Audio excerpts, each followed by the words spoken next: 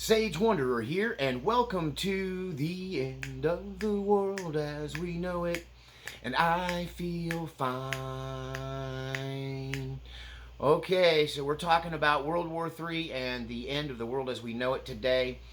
Once again, all eyes are on Palestine and the Gaza Strip.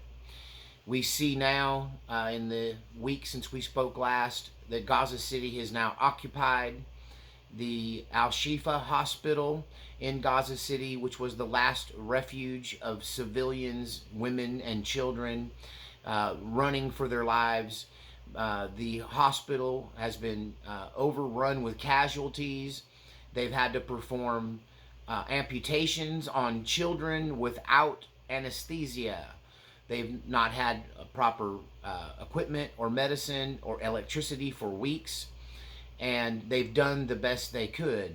Now the hospital has been occupied by the Israeli forces. The IDF has produced videos claiming to supposedly backing up their claim that Al-Shifa Hospital was used as a command post, was used as a weapons depot, was used as an entrance into the cave system, into the tunnel system, and that the Hamas were using the facility. These are claims that the doctors there, the humanitarian workers there, and people that have had experience working in that hospital in the past from various European countries all deny. They claim that the information is completely fabricated. The information shown by IDF at this point, they found a couple of bags of rusty guns.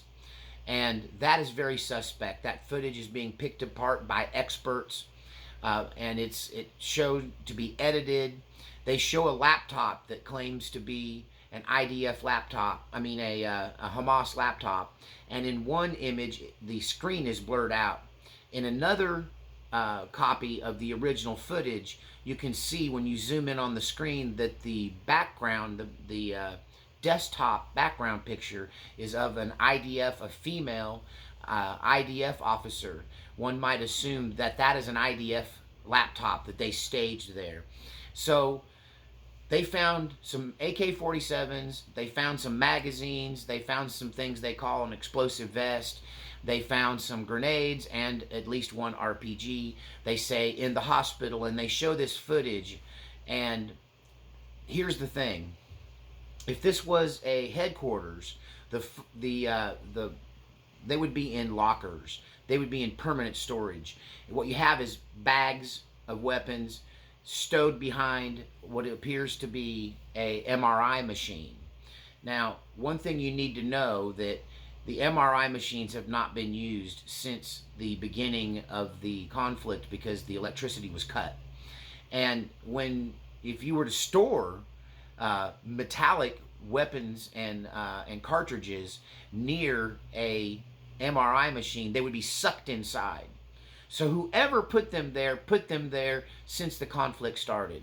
So why might there be guns in there? Well, one obvious thing is the IDF is staging this to make up for the fact that they didn't find a headquarters. They didn't find these underground bunkers. They didn't find grand entrances from the basement of the hospital into the underground tunnel system.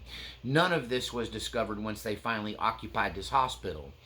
And so one might argue, and it is being argued, that these were staged. These weapons were brought in off the battlefield, compiled here and placed for the purpose of propaganda.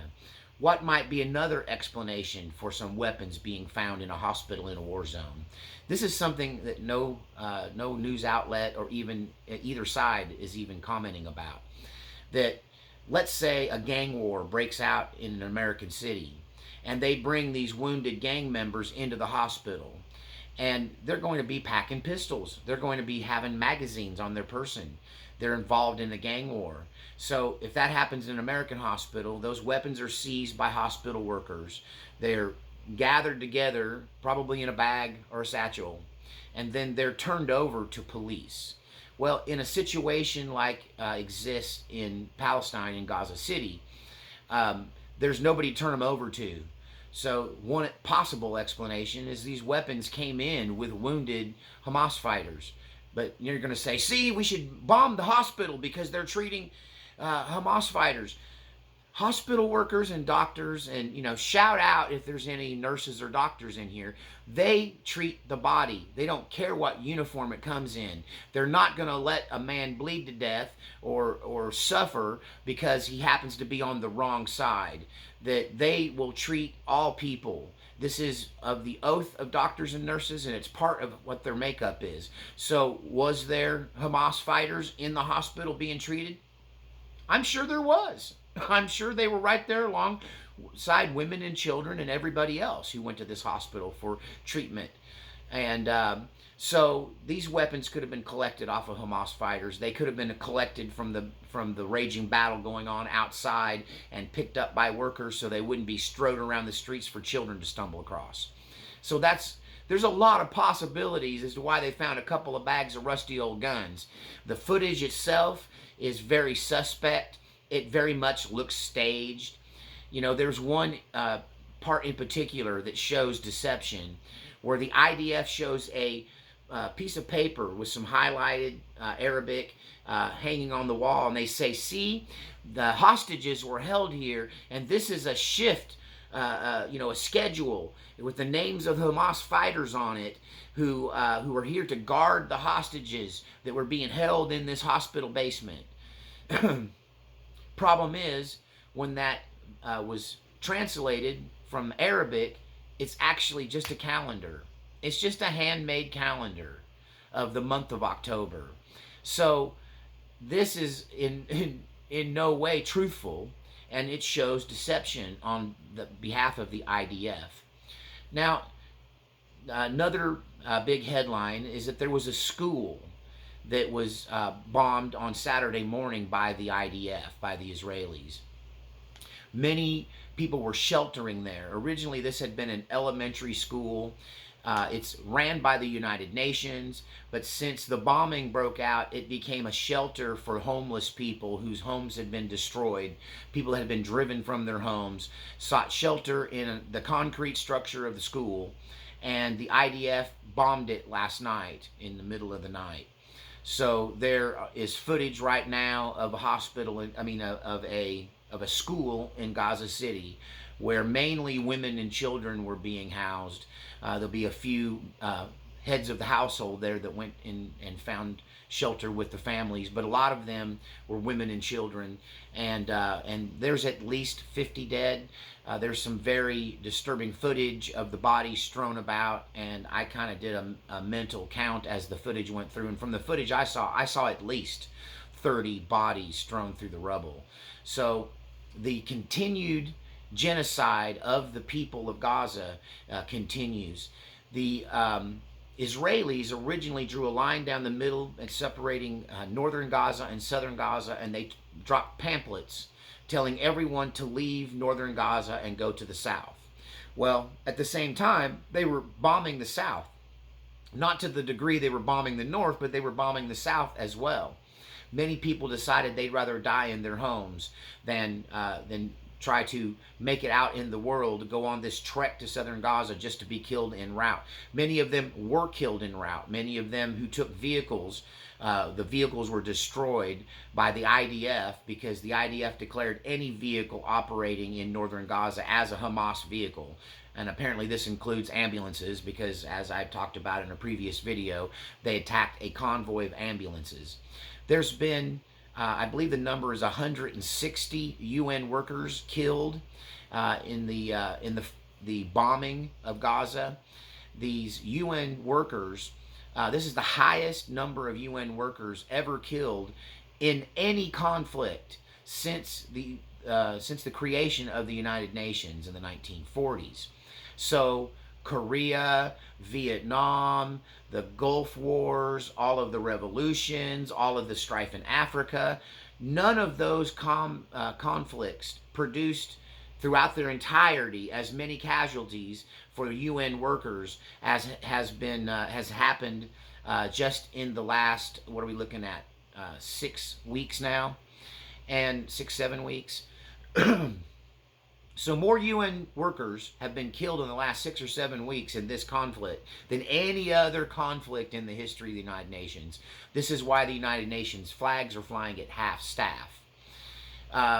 Most of the things that I talk to you about are completely being ignored by Western media. They will show you over and over again the second cousin once removed of a person who was killed in the rave dance party by the Hamas fighters, and yet ignore the streets of Gaza being littered with the bodies of children. They found a couple hostage bodies outside in the area where the dead are being piled up that come from this hospital, the Al-Shifa Hospital, and they will claim that they were kept in the hospital. But common sense says they were injured at some point during the bombing and taken to the hospital for medical treatment, and there they died of their injuries.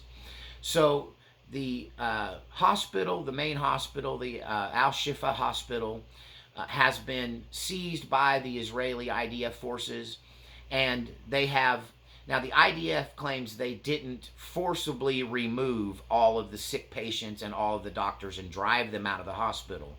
They said they facilitated their evacuation. Okay, that's semantics. Evil people love playing word games, don't they? Whether they facilitated the evacuation or drove them out is a matter of semantics. But all of the injured people were forced out into the street in wheelchairs, on gurneys, on stretchers, on foot. All of the doctors now have left the Al-Shifa Hospital, and there remained, according to the director of the hospital, somewhere in the neighborhood of 60 individuals in the intensive care unit that were unable to evacuate. And they just had to leave. They had to leave these patients, and they left them what little medicine they could leave behind for their care. And they hoped that the IDF would take care of the people in intensive care. I wouldn't hold my breath. If you can't tell, this is the intentional destruction of every human being in Gaza. People on the news, in Israeli news, on Israeli news channels, in these panel discussions, are making statements like, Palestine has no innocent bystanders. It's 2.5 million terrorists. And this really reflects the attitude of the Israelis. I predicted very early on in this conflict that they would redraw that line in the south and keep driving people south until they were all basically crowded at the gate. All these names are hard for me to keep up with, but the gate that leads to Egypt, the southern exit from Gaza. Their intention was to drive them all to that point and then out into Egypt. I predicted this. I said that that line that they drew, telling people to get south of, would just keep getting moved, and the bombing would continue. Now that Gaza City is for the most part under the control of the Israelis, and of course there's guerrilla fighters in the rubble and in tunnel systems around the city and in burned out buildings, engaging in close quarter battles, across the street firefights with the Israelis. For the most part, they've successfully driven out most of the people. The only way they were allowed to leave is on foot, waving a white flag. If they tried to take a vehicle, the vehicle was shot at or destroyed, not shot at. They hit what they aim at, the IDF. And so they were destroying these vehicles full of civilians and women and children. And so people have to walk out on foot waving white flags. And so we're seeing a mass exodus, the biggest displacement of humanity in my lifetime. I don't believe I've seen anything as drastic as this.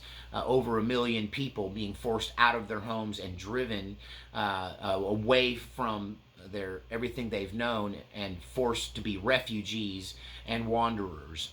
So they drew the line in the middle of Gaza, told everyone to get south of it. Now they've drawn another line, just like I predicted, and they're dropping pamphlets on the next city south of Gaza that is in the safe zone they were told to evacuate to. And the bombing there is, they're telling them to move south because now they're going to bomb that next city. And this is the way it's going to happen. They're taking the north and they're just going to continue to move south. Now, another motivation besides just genocide, besides this being their final solution for the Palestinian problem, besides this being ethnic cleansing, and even besides this being them claiming yet more land for Israel and taking it from the Palestinians, there is something you might not have heard of. That before all of this broke out, sometime before, a mass natural gas deposit was found located under the Gaza Strip. That new gas and new oil deposits, a gas field under Gaza that, from my calculations, is smaller than the the Bradford Hale. I don't know. There's a huge deposit in North Texas that was found that changed the community there, changed a lot of property, changed hands. A lot of people made a lot of money, and it produced gas field workers for more than a decade. Brent Shale, the Brent Shale discovery in North Texas. This one in Gaza is richer than that one.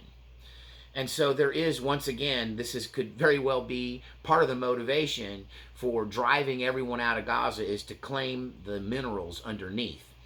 Another idea is that there's an intention to build a canal to bypass the Suez Canal by cutting through Gaza and through the desert east of Gaza, and connecting to the inland Gulf there that comes up. I forget the name of it, that comes up from the Red Sea. It's the only Israeli port to the south that opens up potentially to all the rest of the world's oceans.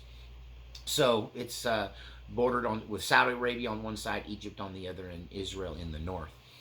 And that they intended to seize Gaza to facilitate the creation of this new shipping lane, this new Suez Canal type project that's going to cut across the nation of Israel, opening up the ability to move yet even more oil and gas from what is the deposits in Gaza back to the rest of the country. So once again, this could just very well be an oil war as well as a genocide. And that may be part of the explanation why we stand with Israel so strongly, is that there's a lot of fuel there to be claimed. Another element of this that's not really being talked about is what's going on in the West Bank of Israel. The West Bank of Israel is the largest section of Palestine. It's an area where the military is not operating in. They're right now operating in Gaza. And of course, when you do see anything going on in the West Bank, it's a lot of people throwing stones and throwing, at times, Molotov cocktails at police and demonstrations. But what they're not telling you is that the settlers who have already illegally settled in the West Bank are enlarging their territory now. Since October 7th, began on October 7th, the settlers there began vigilante squads, and they've been seizing farms, killing farmers. They've been destroying villages. Not soldiers, militia, settlers who are claiming more and more of the Gaza Strip and driving people out. There was a very moving story of a man who was, it's harvest time right now in the olive grove business and the olive oil business. And so there was a Palestinian man in the West Bank whose family had owned this olive grove for generations.